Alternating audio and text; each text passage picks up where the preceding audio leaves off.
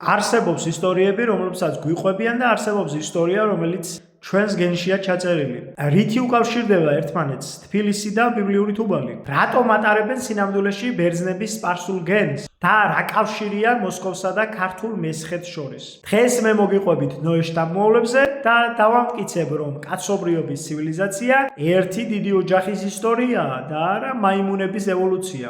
სემის შვილები ელამი, ჰ, იგივე H გენეტიკური კოდი. ელამელები და ელამიტელთა სამეფო, აშური F გენეტიკური კოდი, აშურელთა სამეფო, ასევე ასირიელები თუ შუმერები, არფახადი J გენეტიკური კოდი. ამ ხაზშია სპარსელები, ებრაელები, ურარტუელები, არაბები, ბერძნები თუ სხვა.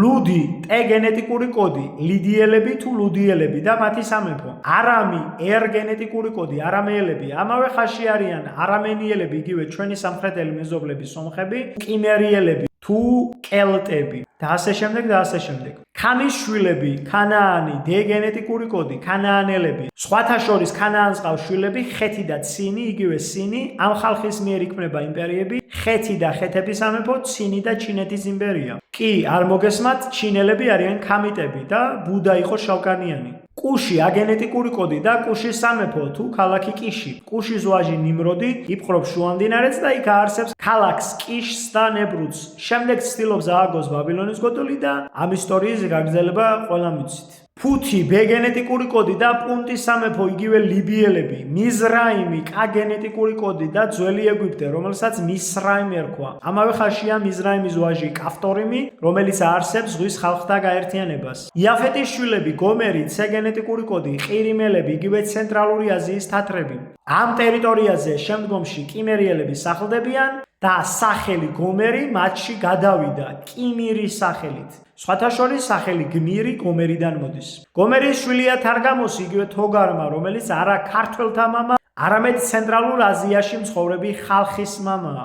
მაგოგი N გენეტიკური კოდი და ხუნები, ფინოუგრები თუ ციმბირელები. ამ სახელს უკავშირდება სავარაუდოდ მაგიარი. იავანი E გენეტიკური კოდი და ძველი ფინიკიელები ამ შტოში თავს მოიაზრებენ ბერძნები, რაც აბსურდია. თუბალი G გენეტიკური კოდი, იგივე თობელი, დედაქალაქი თბილისი ამ სახელს უკავშირდება. ასევე ქალაქი თებე და კაბადოკია, რომელსაც ადრე თუბალის სამეფო ერქვა. ამავე ხაზში არიან ქალდეველები, იგივე ქალდუელები. მესეხი L გენეტიკური კოდი და ქალაქი მცხეთა, მესხები, მუშქები, იგივე მოსხები. სხვათა შორის რუსები ავრცელებენ ვერსიას, რომ ქალაქი მოსკოვი მოსხების დაარსებულია. მოსკი, მოსხი, ტოპონიმიკა ისე კი გავს ერთმანეთს.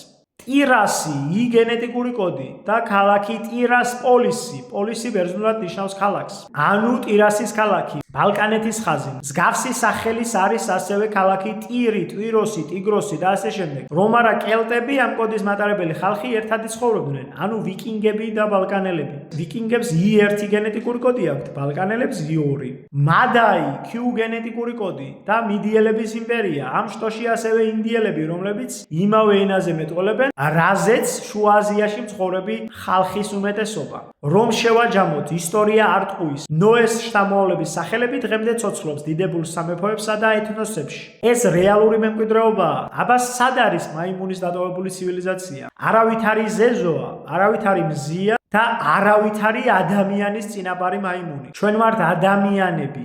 უმაღლესი სულის მქონე არსებები და არა გაუნათლებელი ცხოველის ნაშიერები. უფალმა გაგახაროთ და გაგაძლიეროთ.